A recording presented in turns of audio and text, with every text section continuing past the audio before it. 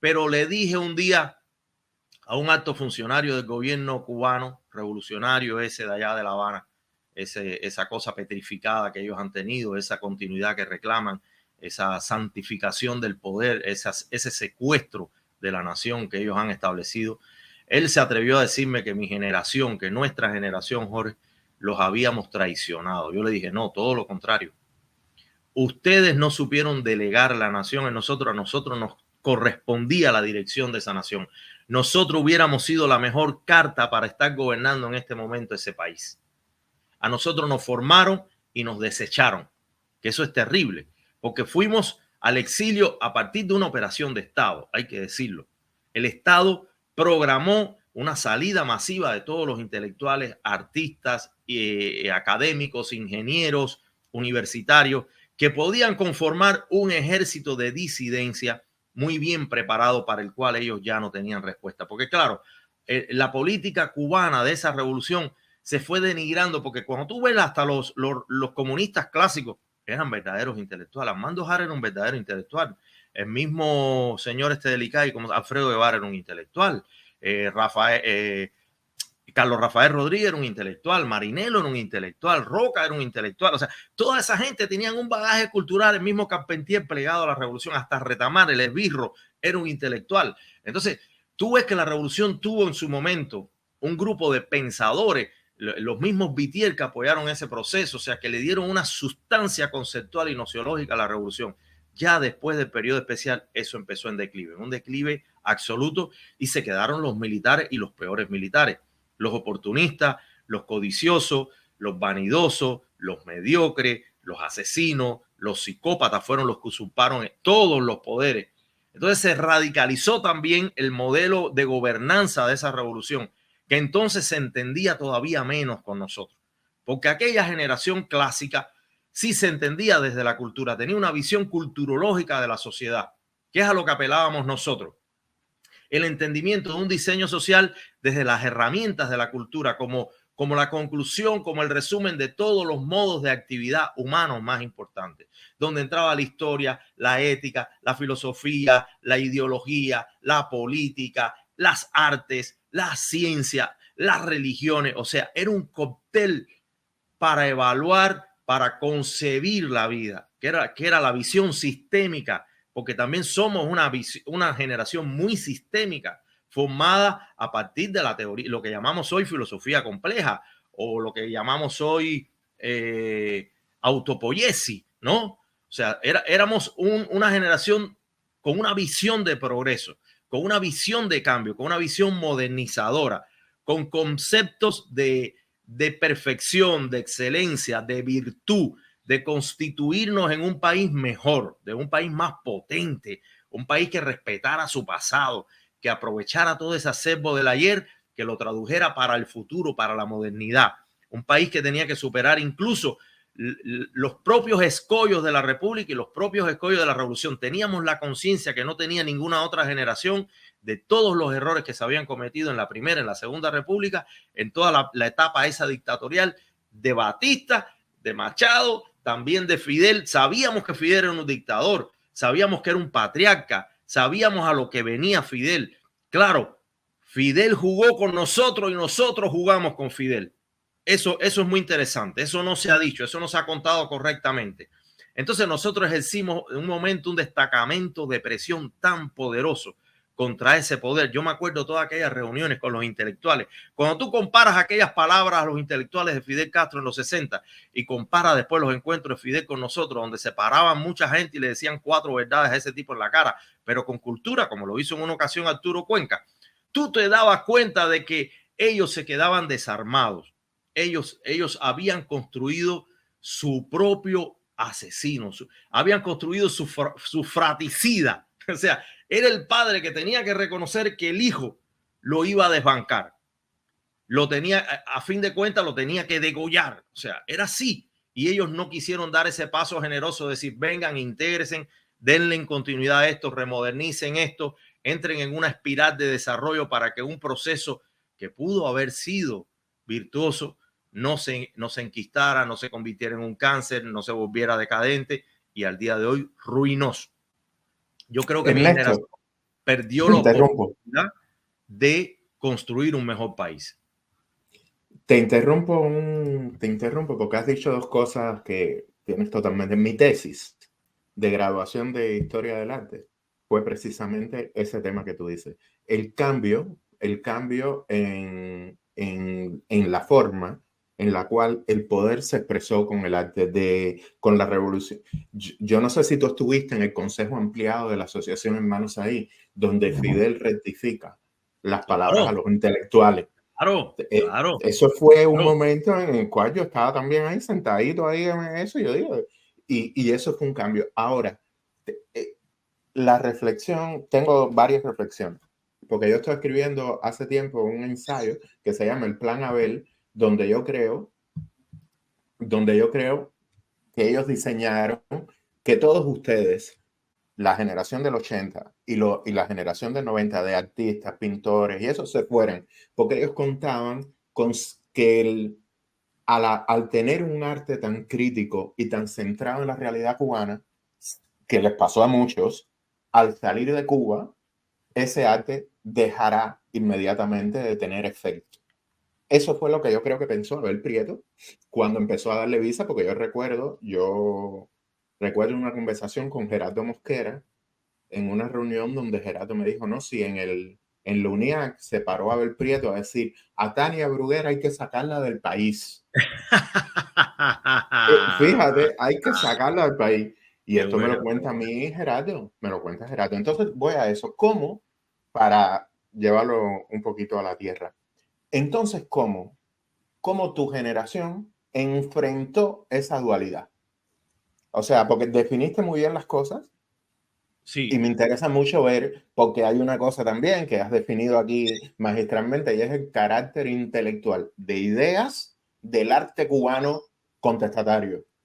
claro, Y eso después eso cambia en los 2000 cuando se usa la literalidad. Si antes había que darle 1000 vueltas, o sea, el propio Cuenca tenía que llenar pizarras de filosofía para decir abajo Fidel, hoy se dice abajo Fidel, claro. o se dijo cuando estaba vivo. Entonces, ¿cómo tu generación enfrenta? Mira, vamos a cambiarla porque realmente no. Vamos a cambiar la pregunta. No, no, no, a mí me encanta lo que me estás preguntando y lo tengo claro, lo tengo muy Entonces claro. te dejo ahí sola porque después, la pregunta que vendría después es cómo nos enfrentamos a la esquizofrenia que supone creativamente el exilio. Entonces, Claro. primero esa y después la otra. Te dejo ahí. Mira, la torpeza de Fidel no es de Fidel, la torpeza es del sistema. Fidel, como un animal político, un psicópata brillante, se dio cuenta que no podía con mi generación. Y él dijo, aquí tengo dos cosas. O meto preso a toda esta gente, que son unos cuantos millones. Estamos hablando de los hijos del baby boom, los que nacimos en los 60 y los 70. Él dijo, o meto preso a todos estos locos, o me los quito de arriba. Pero quitárselo de arriba no es el simple hecho de exiliarlos. Fíjate la estrategia, esto es una teoría mía, esto puede ser loco lo que te voy a decir. Es más, esto yo no lo he hecho público, estoy estrenándolo en esta entrevista. Yo creo que Fidel determinó que nosotros íbamos a ser los mensajeros de un mensaje profundo de su proyecto. Fidel tiene muchas agendas. Fidel tiene la agenda Rockefeller, que es la primera con la que llega al poder, después tiene la agenda Consomol, que es la segunda después de las nacionalizaciones, y después tiene una tercera agenda que son los no alineados, toda la locura, le entra la vocación justiciera, líder mundial, el Napoleón del tercer mundo, el no pagar la deuda, toda esta agenda. Y una cuarta agenda es sobrevivir en el poder a toda costa. No me van a matar, no me van a enjuiciar, no me van a procesar, no voy a ser castigado. Voy a morir en la cama, como me dijo un día Felipe González, el expresidente de España. Fidel es biomandato, va a morir en su cama y así mismo fue, se cumplió su pronóstico. Incluso me puso varios ejemplos en la historia que han sido biopoder.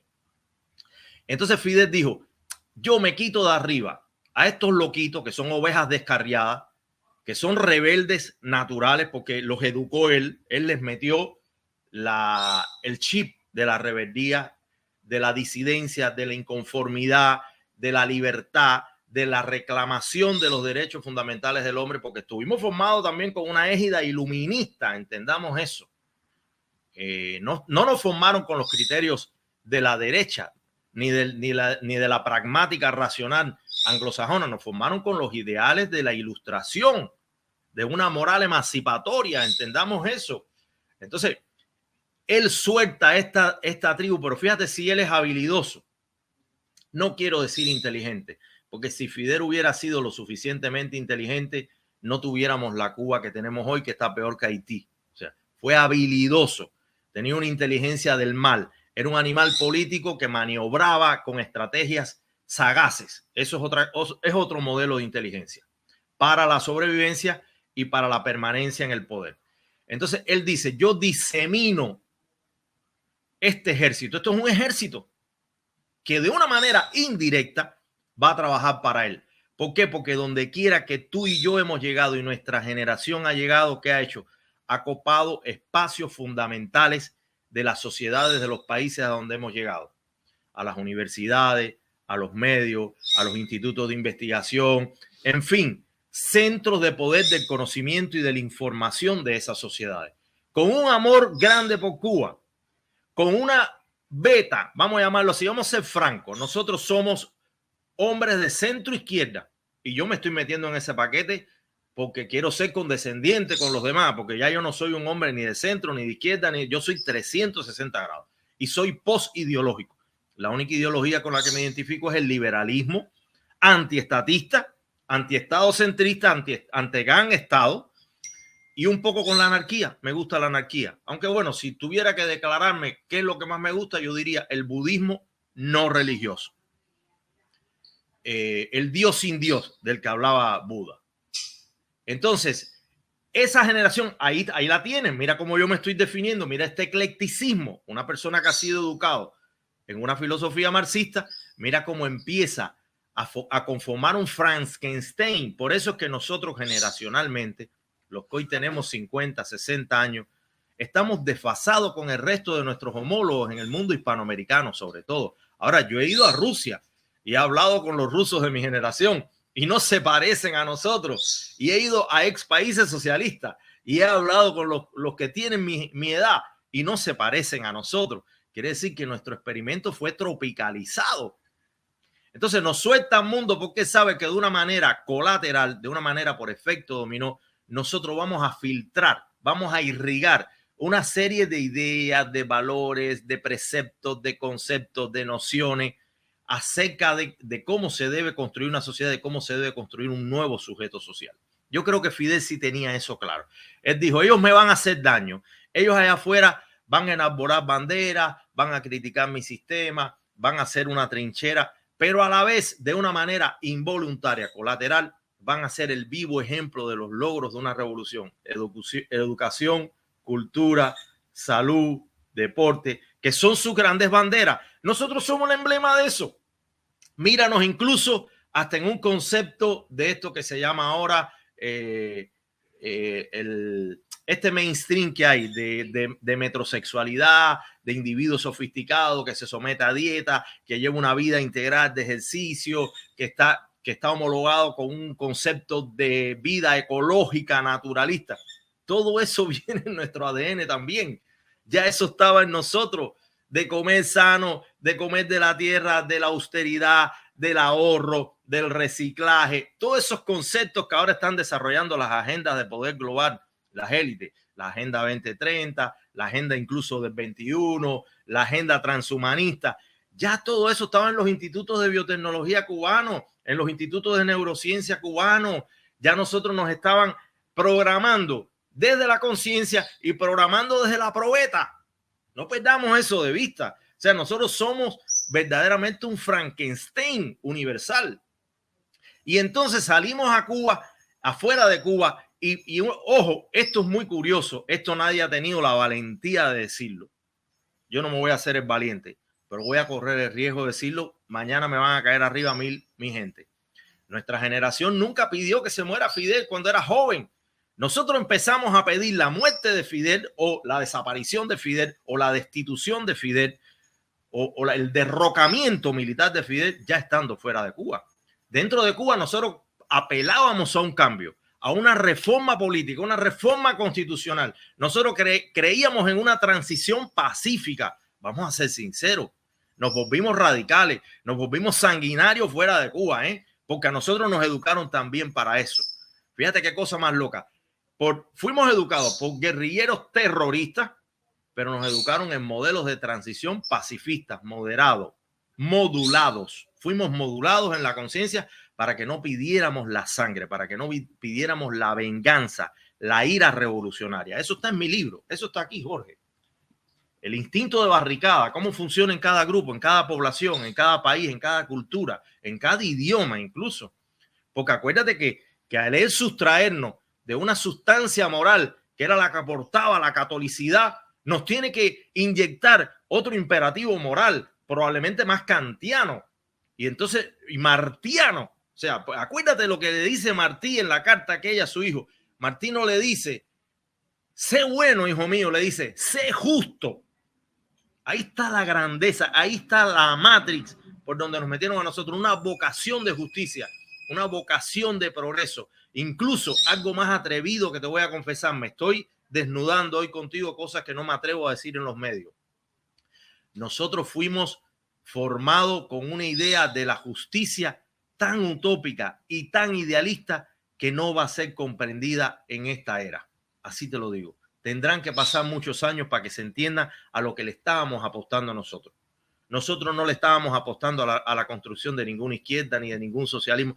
Nosotros estábamos haciendo el comunismo, pero el comunismo matrístico, el comunismo primario, el primitivo, un sentido de la igualdad, de la equidad, de la repartición de la riqueza, que son utopías universales. Para eso nos prepararon a nosotros. Fidel tenía un sedimento jesuita, cristiano, que se le filtró también en su discurso. Fidel es más jesuita, y lo ha dicho el historiador Servando González, es más jesuita y más fascista que cualquier otra cosa.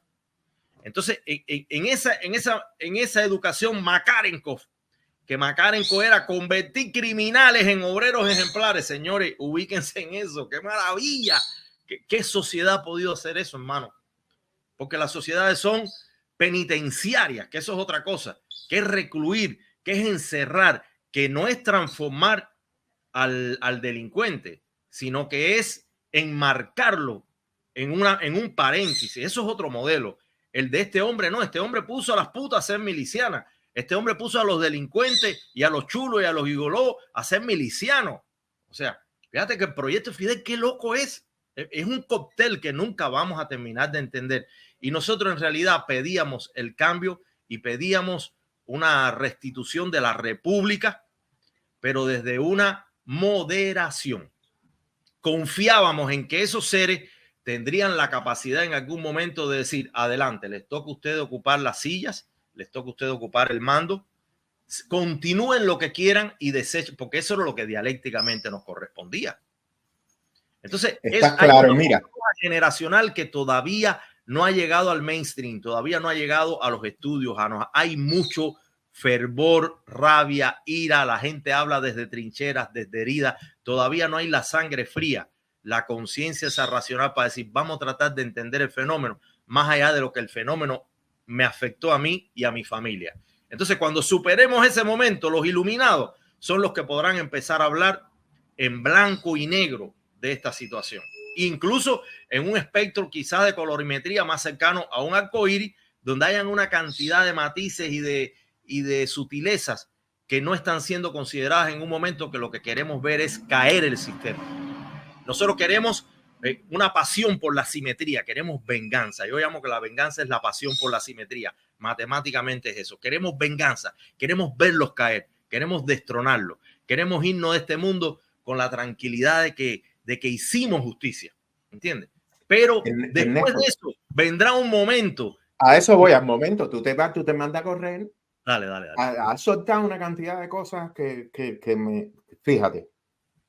Uno, no, te hablo de nuestra generación. Tú eres del 67, yo soy del 67. Somos una generación, como dices tú, ecléctica. Tú dices que económica y antiestatistamente eres liberal. Yo soy miembro del Partido Libertario de la Florida desde hace mucho tiempo y sigo el liberalismo desde hace mucho tiempo. Te digo, coincidencia. Creo como tú que a Fidel se le fue de las manos su propio proyecto Y que nosotros en Cuba, porque yo lo viví, yo discutí con Alfonsito cuando trabajaba en la Asociación Hermanos Ahí, yo pensaba que el socialismo no era malo, que los malos eran ellos, que se tenían que ir, pero que nosotros podíamos, de hecho, Reviva la Rebu, te acordarás de Aldito Menéndez, no es más que un canto a la necesidad de que, coño, estos descarados hicieron la revolución y nos la robaron. Porque si en algo fue bueno el aparato de inyección ideológica del totalitarismo, fue en hacernos creer que nosotros éramos la revolución.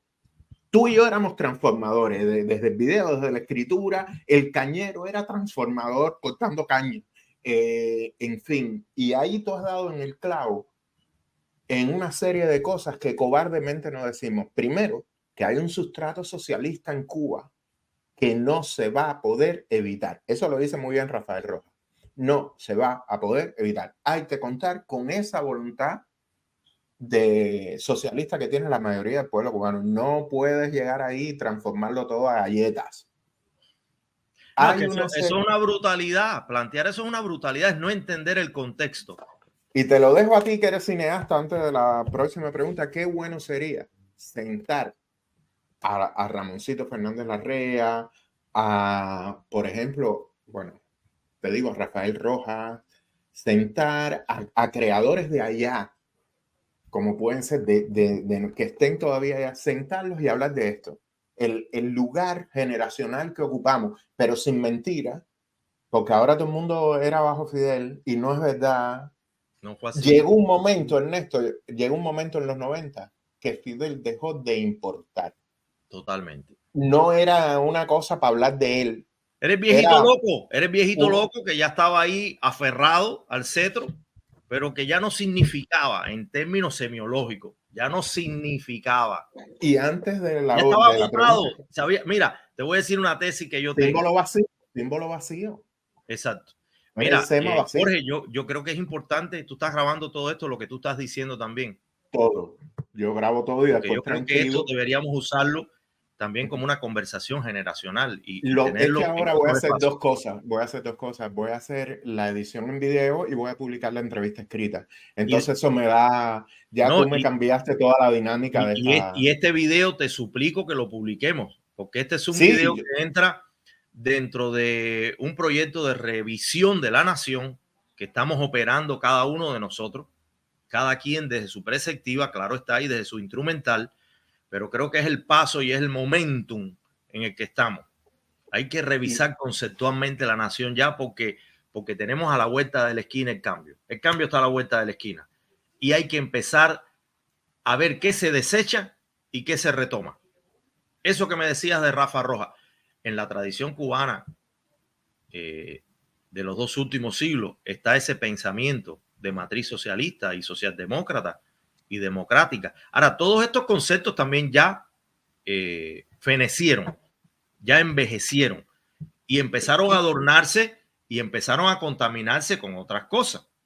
Coño, se me olvidó algo que te iba a decir y me lo recordaste. Yo también, tomé refugio, yo me hice budista, no religioso y tal. Así te digo, en similaritud.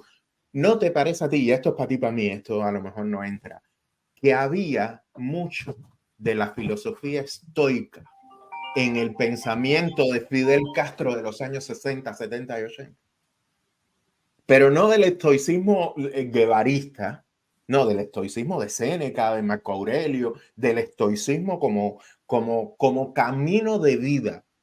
Más que la luminosidad socialista era, tenemos que ser estoicos, tenemos que... Brother, si revisamos la vida de Fidel Castro, tenemos que descomponer su vida en distintas etapas.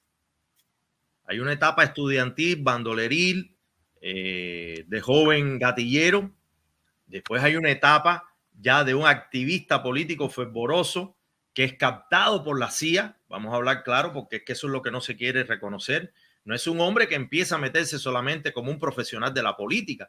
Es que además trabaja para servicios de inteligencia mundiales como la CIA, que tienen dueño. La CIA no es un aparato público como le hacen creer a este país, a los esclavos unidos. No. La CIA es una empresa privada, que es una corporación que trabaja para las élites y que tiene un departamentito de clasificación de datos, de información y eso, que eso es lo público, eso es lo que maneja el Estado. Pero las operaciones especiales las diseñan ellos a su conveniencia, la élite financiera, la banquera, las dueñas de los grandes consorcios y del sistema de armamentista de este país, que es la gran industria que moviliza este país y esta economía. Entonces, Fidel lo capta a la CIA, le pone exámenes y Fidel va aprobando esos exámenes. Hay esa etapa de él en aspirar a llegar al poder. Él sabía que si él no hacía todas estas alianzas con los Díaz Balar, casándose con la hija de Díaz Balar, todo eso son tácticas, todo esto son montajes, el teatro del asalto al cuartel Moncada, porque los que verdaderamente estaban llevando el cambio histórico era el movimiento estudiantil universitario, era Manzanita, era ese grupo, sí eran los que estaban haciendo verdaderamente la historia. El otro estaba en la politiquería y el otro necesitaba épica y necesitaba historia y necesitaba engrosar su personalidad, y lo ayuda a Estados Unidos en esa construcción de su épica. Entonces está ese Fidel, Robin Hood, que Playboy nos vendió y le vendió al mundo, y que el New York Times le vendió al mundo, y que Matthews le vendió al mundo, y que es una construcción mercadológica.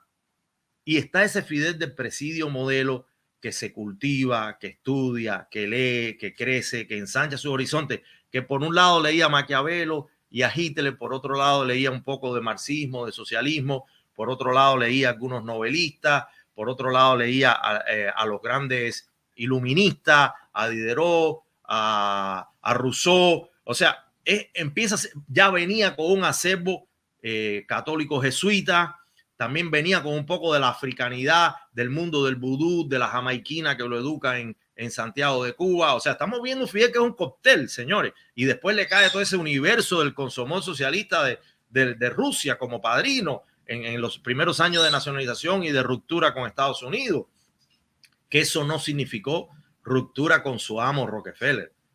Eso significó ruptura con el gobierno público de turno, ¿no? Pero el amo de él siguió siendo Rockefeller hasta los últimos días. Fidel y lo apadrinó, si no lo hubieran sacado como sacó Estados Unidos a todo el que quiso sacar en América Latina del poder. Entonces, y después está ese Fidel anarquista, rebelde, loco, con una manía de grandeza de pensar de que él podía construir su propia agenda. Ahí es donde está el momento delicado de Fidel Castro. Nosotros somos el proyecto más virtuoso de ese Fidel Castro. Nosotros somos un experimento que él hizo a conveniencia y jugando con el ensayo-error. Espérate, no hemos hablado de que nuestra generación también participa un poco de esas guerras internacionalistas. O sea, que también tiene una cultura militar, que eso a veces no lo queremos reconocer, pero ese es uno de los grandes eslabones que ha defendido a la revolución y que ha formado a nuestras generaciones, porque esas escuelas al campo, esos procesos de sobrevivencia, de vida comunitaria en equipo, encerrados, panópticos, controlados, disciplinarios, es una educación militar. Eso es prusiano completamente. Entonces, fíjate cuántos enchapes tenemos que desmontar para comprendernos. Y creo que él vio en nosotros, ante una impotencia que tuvo, una impotencia napoleónica. Él era un Napoleón del Caribe. Él dijo, yo no voy a poder crecer, porque si Napoleón, que fue Napoleón en la Francia revolucionaria, mira cómo terminó encerrado en una isla, castigado por los grandes imperios. Él sacó su conclusión. Dijo, si a Napoleón, que lo inventaron ellos, terminaron matándolo ellos y terminaron encerrándolo. Si a Hitler, que lo inventaron ellos, terminaron matándolo ellos y desapareciéndolo ellos, a Fidel Castro le iba a pasar lo mismo. Entonces Fidel dijo, yo tengo que tener estocadas, tengo que tener estrategias alternas donde yo me pueda vengar incluso de mis amos, porque él sabía que él no era autosuficiente. Él sabía que no era soberano. Él sabía que no iba a sobrevivir en el poder ni 5 años si no se aliaba, si no se supeditaba a los grandes poderes internacionales, que estamos hablando en este caso, familia Rockefeller, Wall Street, Cousin Relation de Estados Unidos, la CIA, y por otro lado el consomol socialista, que eso también había participado desde los Rothschild hasta los Rockefeller, en esa instauración de ese socialismo loco con el que él cerró filas muy fuertes de Khrushchev a Brezhnev. Ya después vino todo una discontinuidad, unas desavenencias, incomunicaciones, rupturas de diálogo, hasta Gorbachov, que te acuerdas que aquel encuentro de él con Gorbachov fue tenebroso porque Gorbachov lo mandaba a callar, él mandaba a callar a Gorbachov, discrepaban públicamente en la conferencia de prensa. Ya Gorbachov era también un empleado para destronar el socialismo, y Fidel lo sabía. Fidel no lo podía confesar públicamente, pero Fidel sabía que con Gorbachov estaban haciendo lo que habían hecho ya con él. Entonces su acto de venganza fue nuestra generación. Él dijo: yo voy a preparar para el futuro. Nosotros somos el proyecto de futuridad más logrado de Fidel Castro. Así te lo digo. Claro, nosotros nos consolidamos, no terminamos de constituirnos allí. Nosotros salimos al mundo y empezamos a mamar, a chupar, a filtrarnos, a contagiarnos, a impregnarnos, a ensancharnos de otros horizontes. Y ahí es donde se rompe su proyecto, porque ahí nos rebelamos absolutamente contra él, porque la propia información a la que empezamos a acceder nos demuestra de que estamos metidos en una agenda, en una estrategia, en un programa. Fuimos sujetos de una programación. Y ahí entonces, con un instinto libertario, tomamos distancia de él y ahí sí lo sentenciamos. Como sentencia siempre el hijo al padre. Eso es muy freudiano.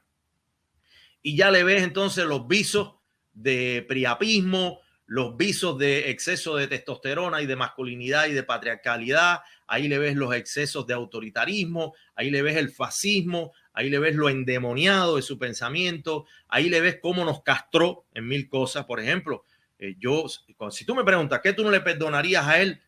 Yo, que soy capaz de perdonar casi todo en el universo, que haya intentado y que haya logrado en muchos aspectos, porque en el caso mío no lo logró. El que se dejó llevar hasta esos límites es su problema. Quien haya permitido morder el anzuelo de destrozar su propia familia en nombre de un proyecto social y de una ideología. Eso nada más lo hacen los locos. Y Fidel, por ser un bastardo, por ser un hombre que no era de familia, un hombre que no reconoció esposa, que no reconoció mujer, que no reconoció casi a sus hijos, que viene de no ser reconocido por su padre, que recibe su apellido tardíamente. Todo eso está en un marco freudiano que hay que analizar.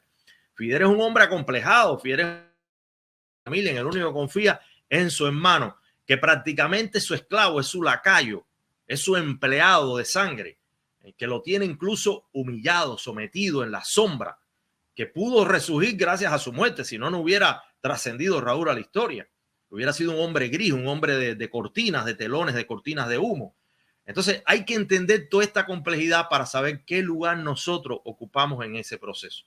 Sin vergüenza, sin rubor, sin acomplejamiento, porque hubo una evolución que nos llevó hasta este momento en que es un momento negacionista casi en estado absoluto. ¿Cuál es el peligro que corre nuestra generación, sobre todo la que se ha venido a Miami? Una idolatría hacia un modelo democrático que es otra teatralidad y pensar que ahí está la solución del futuro. La democracia ya cayó en una absoluta decadencia.